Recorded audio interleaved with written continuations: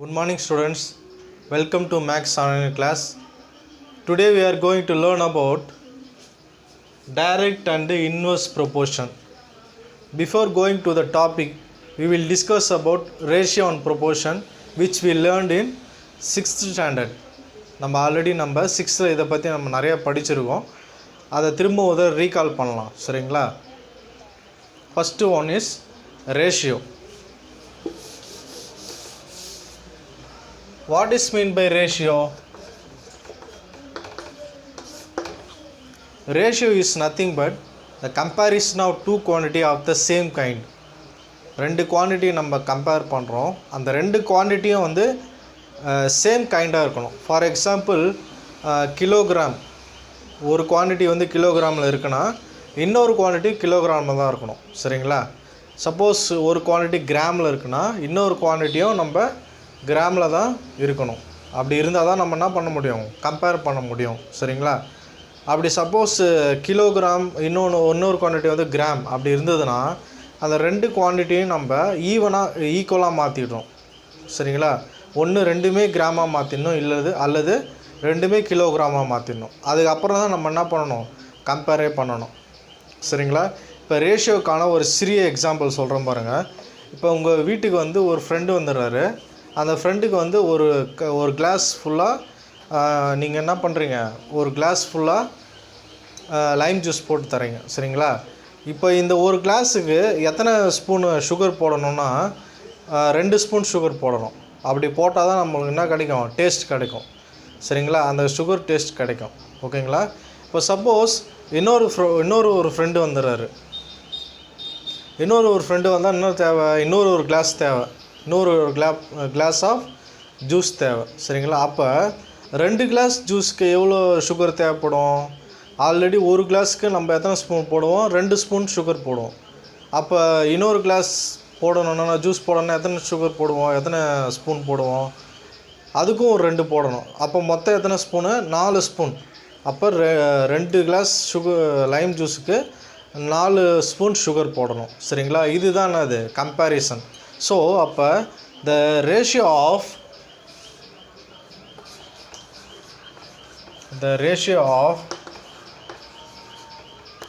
1 glass of lime juice to sugar is equal to ஒரு கிளாஸுக்கு எத்தனை ஸ்பூன் சுகர் போடணும், 2 ஸ்பூன் சுகர். அப்போ இது என்ன ரேஷியோவில் இருக்குது, 1:2. அப்போ இந்த 1:2 ரேஷியோ வந்து எப்போவுமே மாறாது. இந்த 1:2 ரேஷியோ இந்த ரேஷியோவில் தான் நம்ம என்ன பண்ணோம், எத்தனை number of glasses of lime ஜூஸாக இருந்தாலும் நம்ம என்ன பண்ணோம், இந்த ரேஷியோ வச்சு தான் நம்ம வந்து சுகரை ஆட் பண்ணணும், சரிங்களா? இப்போ வந்து 2 கிளாஸ்னால் என்ன பண்ணுவோம், 4, சரிங்களா? அப்போ 3 கிளாஸ்னால் எத்தனை, 6. சிம்பிளாக நம்ம என்ன பண்ணலாம், இந்த இடத்துல நம்ம மல்டிப்ளை பண்ணிக்கலாம். சப்போஸ் 3 கிளாஸஸ்னால் 1 × 3. அப்போ இங்கே சுகர் எவ்வளோ வரும், 2 × 3, தட் இஸ் 6 ஸ்பூன், சரிங்களா? அப்போ 3 கிளாஸஸ் ஆஃப் ஜூஸுக்கு நம்மளுக்கு எவ்வளோ சுகர் தேவைப்படும், 6 தேவைப்படும், சரிங்களா? 6 ஸ்பூன் ஆஃப் சுகர் தேவைப்படும். இப்போ சப்போஸ் 4னா × 4, 1 × 4 is 4, 2 × 4 is 8, சரிங்களா? அப்போ 4 கிளாஸுக்கு எத்தனை ஸ்பூன் ஆஃப் சுகர் தேவைப்படுது, 8 ஸ்பூன் ஆஃப் சுகர் தேவைப்படுது, சரிங்களா? இப்போ இந்த ரேஷியோ எடுத்துங்க. இந்த ரேஷியோ வந்து நம்ம கேன்சல் பண்ணலாம். இது எப்படி கேன்சல் பண்ணலாம்னா, இந்த ரேஷியோ வந்து நம்ம ஃப்ராக்ஷன் ஃபார்மில் எழுதலாம், 4/8ன்னு எழுதலாம். அதாவது இது நியூமரேட்டர், இது டினாமினேட்டர், சரிங்களா? இப்போ இது கேன்சல் பண்ணுங்கள். 1 4s are 4, 2 4s are 8. அப்போ 1:2, சரிங்களா? இங்கே 1 இருக்கு இல்லையா, அந்த 1 தான் இது. இந்த டினாமினேட்டரில் இருக்கிற 2 தான் இது, சரிங்களா? இப்போ 1:2 நம்மளுக்கு கிடச்சதா. இப்போ இந்த ரேஷியோலேருந்து தான் இது வந்திருக்கு, சரிங்களா? ஸோ அப்போ தான் நம்மளுக்கு என்ன கிடைக்கும், அளவு கரெக்டாக இருக்கும், டேஸ்ட்டும் கரெக்டாக இருக்கும். Next topic is equivalent ratio. நம்ம ஆல்ரெடி ஈக்குவலண்ட் ஃப்ராக்ஷன்ன்றது நம்ம படிச்சிருக்கோம், சரிங்களா? ஈக்குவலண்ட் ஃப்ராக்ஷனானது இப்போ 1/2ன்னு ஒரு நம்பர் இருக்குன்னு வச்சுங்க. இந்த 1/2 நியூமரேட்டரில் எந்த நம்பரால் மல்டிப்ளை பண்ணுறோமோ அதே நம்பரால் டினாமினேட்டர்லேயும் நம்ம மல்டிப்ளை பண்ணணும். சரிங்களா? அப்போ 1 × 2 is 2, 2 × 2 is 4. அப்போ 1/2 ஒரு ஈக்குவலண்ட்டு ஃப்ராக்ஷன் என்னது? 2/4. அதே போல் இன்னொரு ஒன்று கண்டுபிடிங்க பார்க்கலாம். 1/2 × 3/3. 1 3s are 3, 2 3s are 6. அப்போ 3/6 வந்து 1/2 இன்னொரு ஈக்குவலண்ட் ரேஷியோ, ஈக்குவலண்ட் ஃப்ராக்ஷன். சரிங்களா? இப்போ இதே போல் தான் ஈக்குவலண்ட்டு ரேஷியோ. சரிங்களா? இப்போ எப்படின்னா, இப்போ ஒரு ரேஷியோ கொடுத்துருக்காங்கன்னா அதை நம்ம ஃப்ராக்ஷன் ஃபார்மில் எழுதிக்கலாம். இப்போ 1:2 அப்படின்னு கொடுக்கலான்னு வச்சுங்க. இதை ஃப்ராக்ஷன் ஃபார்மில் எழுதலாம்னா வரும். Fraction form is fraction form is 1/2. fraction form is 1/2. இது வந்து நியூமரேட்டர், இது டினாமினேட்டர். சரிங்களா? இப்போ 1/2ஐயும் நம்ம சேம் நம்பரால் நியூமரேட்டர்லேயும் டினாமினேட்டர்லேயும் மல்டிப்ளை பண்ணலாம். For example 3/3. 1 3s are 3, 2 3s are 6. அதே போல் 1/2 இன்னொரு நம்பரால் multiply 4/4. 1 4s are 4, 2 4s are 8. அப்போ இதை நம்ம அப்படியே ரேஷியோ ஃபார்மில் எழுதிக்கலாம். 3:6. அதே போல் இது 4:8. சரிங்களா? அப்போ 1:2 is equal to 3:6 is equal to 4:8. சரிங்களா? ஸோ இதுதான் நம்மலாம் சொல்கிறோம் ஈக்குவலண்ட் ரேஷியோன்னு சொல்கிறோம். இப்போ ஈக்குவலண்ட் ரேஷியோ வந்து சேம் நம்பரால் மல்டிப்ளை பண்ணால் மட்டும் கிடைக்காது. அதை சிம்பிளிஃபைடு ஃபார்ம்லாம் என்னென்னா, நம்ம அப்படியே கேன்சல் பண்ணி எழுதணும். நம்மளுக்கு வந்து இதே 1/2 கிடைக்கணும். சரிங்களா? இப்போ for example 1 time 1 3s are 3, 2 3s are 6. அப்போ இது என்ன ரேஷியோ? 1:2 தானே. அதே போல் இது 1 4s are 4, 2 4s are 8. அப்போ 1:2. அப்போ சிம்பிளிஃபைட் ஃபார்மும் என்ன தான் வருது? 1:2 தான் வருது. சரிங்களா? சிம்பிளிஃபைட் ஃபார்மும் மல்டிப்ளை பண்ண அந்த வர ரேஷியோவும் ஈக்குவலண்ட்டாக இருக்கணும். இதுக்கு ஈக்குவலண்ட்டாக இருக்கணும். சரிங்களா? அப்படி இருந்தால் தான் அதுனா அது ஈக்குவலண்ட் ரேஷியோஸ். சரிங்களா? இப்போ பாருங்கள், இன்னொரு எக்ஸாம்பிள் பாருங்கள். 3:6 1:2 ஈக்குவலண்ட் ரேஷியோ. சரி, இன்னொரு வேறு எக்ஸாம்பிள் எடுத்துக்கலாம்.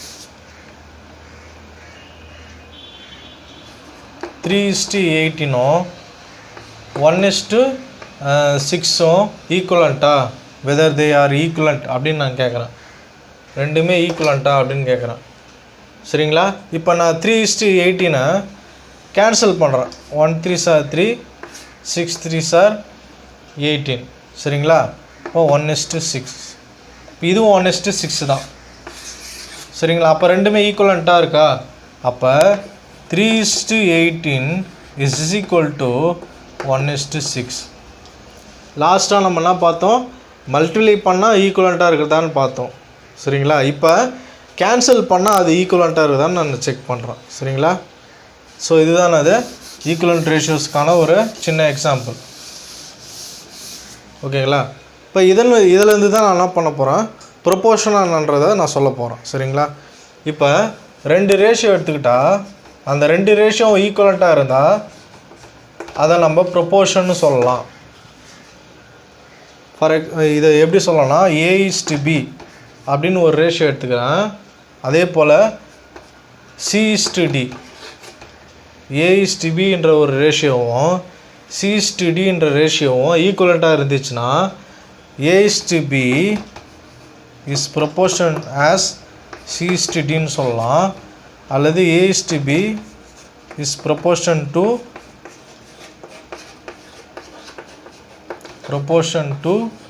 C:Dன்னு சொல்லலாம். சரிங்களா? 2 ரேஷியோ எடுத்துக்கிறேன். A:Bன்னு ஒரு ரேஷியோ, C:Dன்னு ஒரு ரேஷியோ. அந்த 2 ரேஷியோவும் ஈக்குவலண்ட்டாக இருந்துச்சுன்னா நம்ம இது போல் ஒரு சிம்பிள் யூஸ் பண்ணலாம். இதுக்கு பேர் என்னென்னா ஆஸ். சரிங்களா? இப்போ A/B as C/D அல்லது A/B is proportion to C/Dன்னு சொல்லலாம். ஃபார் எக்ஸாம்பிள்,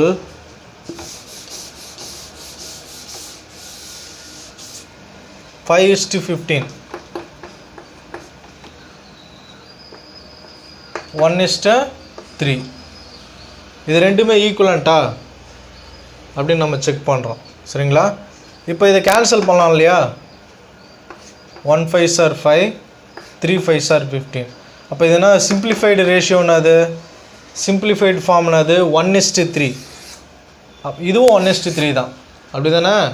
அப்போ ரெண்டுமே ஈக்குவலண்ட்டாக இருக்குது. அப்போ 5:15 இஸ் ஈக்குவல் டு 1:3.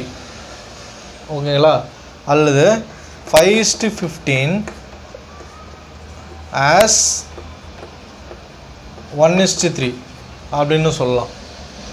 ஸோ 5:15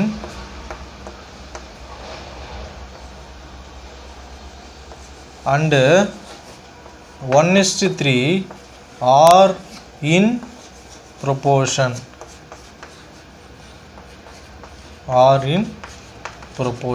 சரிங்களா? இப்போ 5:15 1:3 ஈக்குவலண்ட்டு. சரிங்களா? அதே சமயத்தில் அது ரெண்டுமே என்ன சொல்கிறாங்க?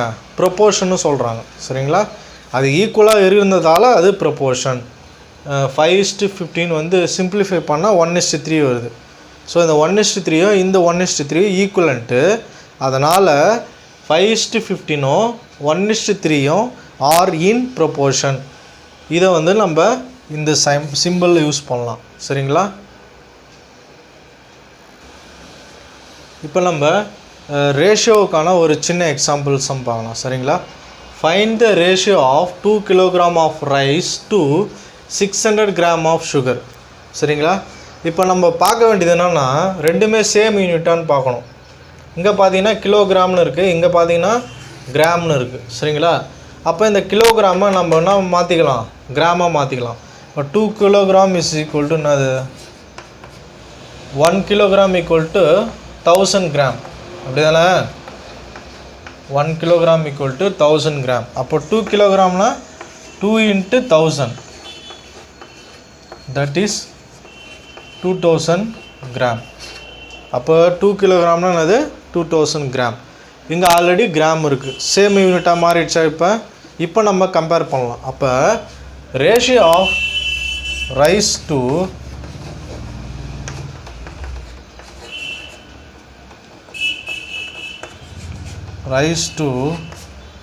sugar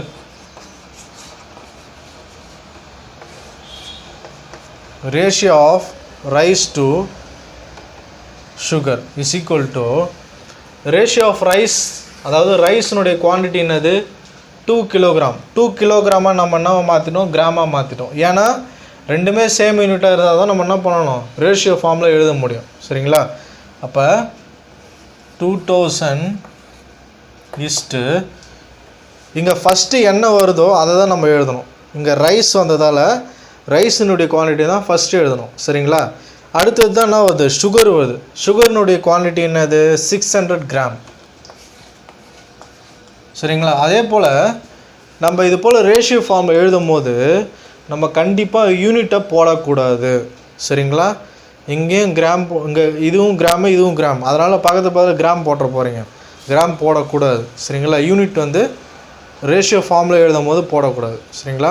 இப்போ நம்ம இதை அப்படியே சிம்பிளிஃபை பண்ணிக்கலாம். 1010 கேன்சல், 1010 கேன்சல். அப்போ மீதினா இருக்குது 20:6 இருக்குது. இது ரெண்டுமே நம்ம 2 டேபிளில் கேன்சல் பண்ணலாமா? 10 2s are 20, 3 2s are 6. அப்போ கடைசி என்ன இருக்குது? 10:3. சரிங்களா? ஸோ எப்போவுமே நம்ம என்ன பண்ணோம்? இது போல் சிம்பிளிஃபைட் ஃபார்மில் தான் எழுதணும். சிம்பிளிஃபைட் ஃபார்ம்னால் என்னது? ஜஸ்ட்டு கேன்சல் பண்ணணும். ஓகேங்களா? இப்போ நான் கேன்சல் பண்ணதால் எனக்கு கடைசியாக என்ன கிடச்சிது? 10:3. அப்போ answer is the ratio of rice to sugar is 10:3. ஓகேங்களா? So next topic is proportionality law. ப்ரொபோஷனாலிட்டிலானா நத்திங் பட் ஃபார் எக்ஸாம்பிள் நம்ம ப்ரொபோஷனாக என்னன்றதை நம்ம ஆல்ரெடி பார்த்துருக்கோம். ப்ரொபோஷனானது ரெண்டு ரேஷியோ ஈக்குவலண்ட்டாக இருந்துச்சுன்னா அந்த ரெண்டு ரேஷியோன்னா சொல்லலாம், ப்ரொபோஷன்னு சொல்லலாம். அதானே? இப்போ பார்த்தீங்கன்னா 1:2ன்னு ஒரு ரேஷியோ இருக்குது, 3:6ன்னு ஒரு ரேஷியோ இருக்குது. 3:6னுடைய சிம்பிளிஃபைட் ஃபார்ம்னு அது 1 3s are 3, 2 3s are 6, that is 1:2. இதுவும் 1:2 தான், இதுவும் 1:2 தான், அப்படி தானே? அப்போ இது ரெண்டுமே ஈக்குவல் தானே? அப்போ 1:2 இஸ் ஈக்குவல் டு 3:6. ஸோ அதனால் என்ன சொல்லலாம், 1:2 அண்டு 3:6 ஆர் இன் ப்ரொபோர்ஷன் அப்படின்னு சொல்லலாம். சரிங்களா? இப்போ இதிலேருந்து தான் நான் இந்த ப்ரொபோஷனாலிட்டி லாவை சொல்ல போகிறேன். ஓகேங்களா? என்ன சொல்கிறாங்கன்னா, ரெண்டு ரேஷியோ வந்து ப்ரொபோஷனாக இருந்ததுன்னா அந்த அதுலேருந்து என்ன சொல்ல வராங்கன்னா, the product of means is equal to the product of extremes. First மீன்னா என்னது, எக்ஸ்ட்ரீம்னா என்னது முதல்ல தெரிஞ்சுங்க. சரிங்களா? இப்போ நான் ஆல்ரெடி நான் ஒரு எக்ஸாம்பிள் போட்டேன் இல்லையா, 1:2 as 3:6 அப்படி தானே? ஏன் இந்த ஆஸ்ன்ற சிம்பிளை போட்டேன், இது ரெண்டுமே ஈக்குவலுக்கு பதிலாக நம்ம இந்த சைன் போட்டிருக்கோம், அவ்வளோதான், வேறு ஒரு வித்தியாசமும் கிடையாது. ஓகேங்களா? இப்போ இது ரெண்டுமே ப்ரொபோஷன் என்பதால் இந்த லாஸ்ட்டாக இருக்குது பார்த்தியா, இந்த ரெண்டு எலமெண்ட்டை தான் நம்ம என்ன சொல்லுவோம், எக்ஸ்ட்ரீம்ஸ்னு சொல்லுவோம். நான் சொல்லுவோம் எக்ஸ்ட்ரீம்ஸ். நடுவில் உள்ளே இருக்கிற ரெண்டு எலமெண்ட்டை என்ன சொல்லுவோம், மீன்ஸ்னு சொல்லுவோம். சரிங்களா? இதை தான் நம்ம ப்ரொபோஷனாலிட்டி லாவை பற்றி குறிக்குது. என்னன்னா, த ப்ராடக்ட் ஆஃப் எக்ஸ்ட்ரீம்ஸ்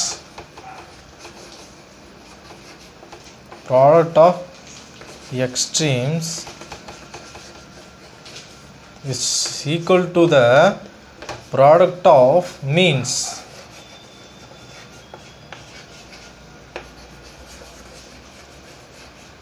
சரிங்களா? இப்போ இதுலேருந்தே நான் அதை போடுறேன். ஃபஸ்ட்டு ப்ராடக்ட் ஆஃப் எக்ஸ்ட்ரீம்ஸ்னது, ப்ராடக்ட் ஆஃப் எக்ஸ்ட்ரீம்ஸ்னானது மல்டிப்ளை, ப்ராடக்ட்னானது மல்டிப்ளை. ஸோ 1 × 6, 1 × 6 என்ன வருதுப்பா, 6 வருது. சரிங்களா?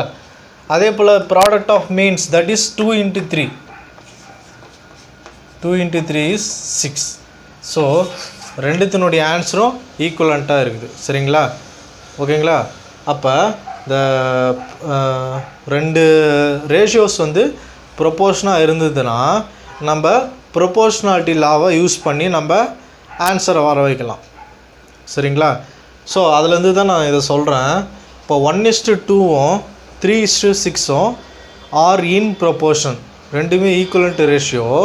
அதனால் லா ஆஃப் ப்ரொபோர்ஷனாலிட்டி நான் யூஸ் பண்ணுறேன். That is the product of extremes is equal to the product of means. எக்ஸ்ட்ரீம்ஸ்னால் நான் என்ன சொல்லியிருக்கேன், கடைசியாக இருக்கிற உறுப்புகள் தட் இஸ் 1 and 6, அதை ரெண்டுத்தையும் மல்டிப்ளை பண்ணால் வர ஆன்சரும் உள்ளே இருக்கிற ரெண்டு எலமெண்ட் தட் இஸ் 2 × 3. சரிங்களா? இது ரெண்டுத்தினுடைய மல்டிப்ளை பண்ணி வர ஆன்சரும் ஈக்குவலாக இருக்குது அப்படின்னு சொல்கிறாங்க. That is proportionality law. இங்கே வந்துச்சுங்களா, product of extremes that is 1 × 6 6, product of means 2 × 3, 2 × 3 6. So ரெண்டுத்தினுடைய ஆன்சரும் ஈக்குவலாக இருக்குது அப்படின்னு சொல்கிறாங்க. ஓகேங்களா?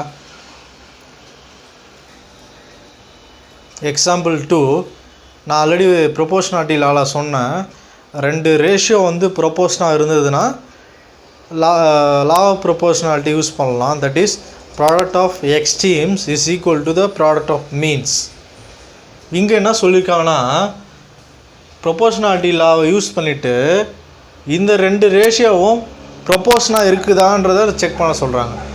ப்ரொபோஷனாலிட்டி லானா என்னது, product of extremes is equal to the product of means. சரிங்களா? ப்ராடக்ட் ஆஃப் எக்ஸ்ட்ரீம்ஸ்னால் என்னது, இதுவும் இந்த எலமெண்ட்டும் என்னவாக இருக்குது, கடைசியில் இருக்குது, அப்படி தானே? இப்போ ப்ராடக்ட் ஆஃப் எக்ஸ்ட்ரீம்ஸ் என்னது,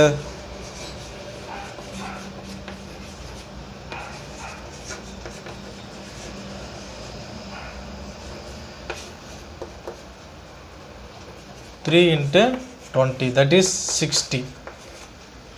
இதே ஆன்சர் வந்து ப்ராடக்ட் ஆஃப் மீன்ஸ்க்கு வருதான்னு பார்க்கணும். இப்போ ப்ராடக்ட் ஆஃப் மீன்ஸ்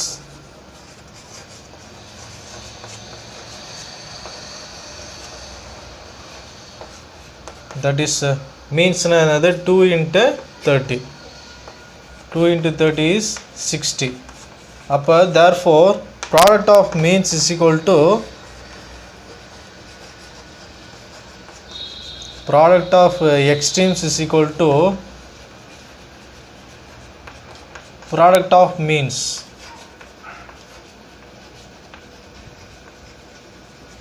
சரிங்களா, product of extremes is equal to product of means. அதனால் இந்த ரெண்டு ரேஷியோவும் ஆர் இன் ப்ரொபோர்ஷன் சொல்லலாம். தேர்ஃபோர் இங்கே மேலே எழுதுகிறோம் பாருங்கள், therefore 3:2 and 30:20 are in proportion. சரிங்களா, ஃபஸ்ட்டு ப்ரொபோர்ஷனாக இருந்தால் ப்ரொபோர்ஷனாலிட்டி லாவை யூஸ் பண்ணலாம். இங்கே வந்து ப்ரொபோர்ஷனாலிட்டி லாவை யூஸ் பண்ணி நீங்கள் அந்த ரெண்டு ரேஷியோவும் ப்ரொபோர்ஷனால்ன்றதை கண்டுபிடிக்க சொல்கிறாங்க. இங்கே ப்ராடக்ட் ஆஃப் எக்ஸ்ட்ரீம்ஸும் ப்ராடக்ட் ஆஃப் மீன்ஸும் ஈக்குவலாக இருக்கிறதால இந்த ரெண்டு ரேஷியோவும் ப்ரொபோர்ஷன். சப்போஸ் ரெண்டுத்தினுடைய ஆன்சர் ஈக்குவலாக இல்லைன்னா this two ratio are not in ப்ரொபோர்ஷன்னு சொல்லலாம். சரிங்களா. The next topic is unitary method. What is meant by unitary? அதாவது யூனிட்டரியில் என்ன இருக்குது, யூனிட்னா என்னது, ஒன்றுத்தினுடைய விலை என்னன்றதை நம்ம கண்டுபிடிக்கணும். விலையோ அல்லது அந்த ஒன்றுத்தினுடைய வேறு எதனாவது மதிப்போ அதை ஃபஸ்ட்டு நம்ம தெரிஞ்சுக்கணும். அதை தெரிஞ்சுக்கிட்டாலே நம்மளுக்கு கேட்கக்கூடிய ஆன்சருக்கு கேள்விக்கு நம்ம பதில் சொல்லலாம். ஃபார் எக்ஸாம்பிள், இப்போ ஒரு கடைக்கு நீங்கள் போகிறீங்க, ஒரு பென்சிலினுடைய விலை வந்து 5 ரூபா. அப்போ 10 பென்சிலினுடைய விலை எவ்வளோ, 50 ரூபாய். The cost of one pencil is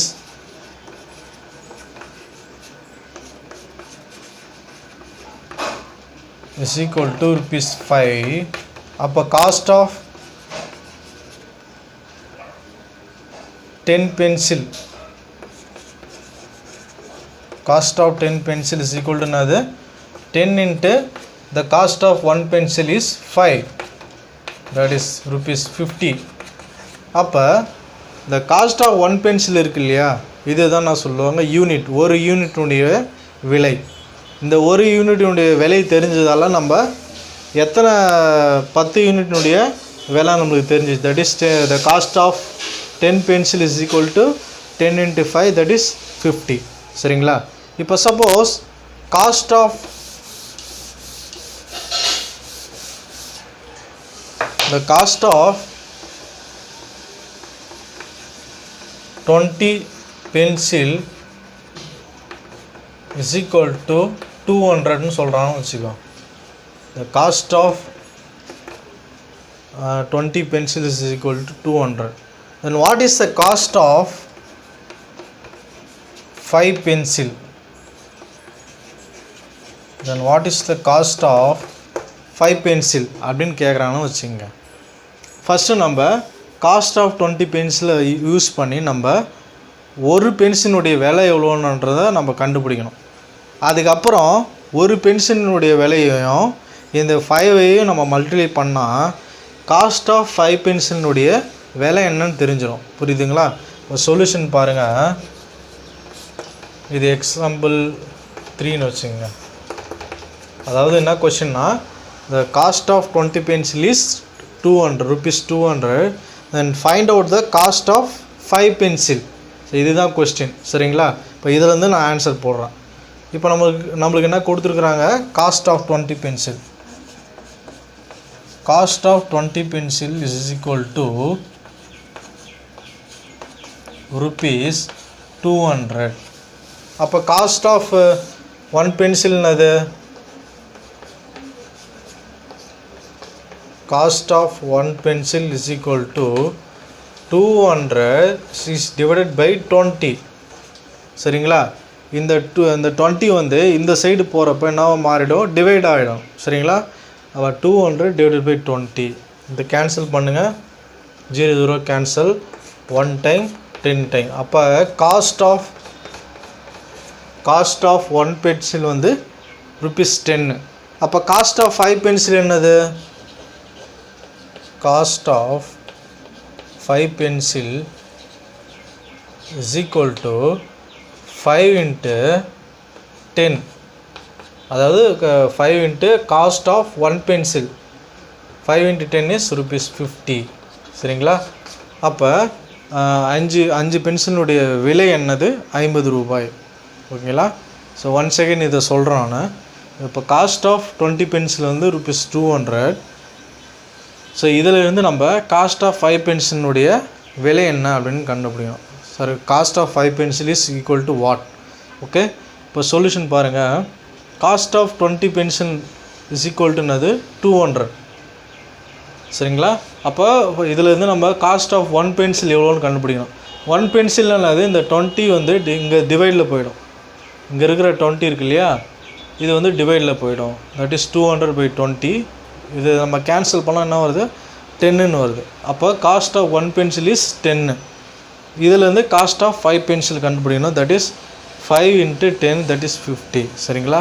so இதை தான் நம்ம என்ன சொல்லுவோம்? யூனிட்டரி மெத்தட்னு சொல்லுவோம். சரிங்களா? ஸோ இந்த மெத்தட்லாம் நம்ம தெரிஞ்சு வச்சுக்கணும். இந்த மெத்தட்லாம் தெரிஞ்சால் தான் நம்ம என்ன பண்ண முடியும்? டைரக்ட் ப்ரொபோர்ஷனையும் இன்வெர்ஸ் ப்ரொபோர்ஷனும் நம்ம போட முடியும். சரிங்களா? ஸோ இந்த டைரக்ட் ப்ரொபோர்ஷனையும் இன்வெர்ஸ் ப்ரொபோர்ஷனையும் நம்ம அடுத்த வர வகுப்புகளை பார்க்கலாம். ஸோ இன்றைக்கி இதிலேருந்து நான் சில சம்ஸ் தரேன், அதை நீங்கள் ஹோம்ஒர்க்காக எனக்கு போட்டு அனுப்புங்க. ஓகேங்களா? Thank you students. Have a nice day.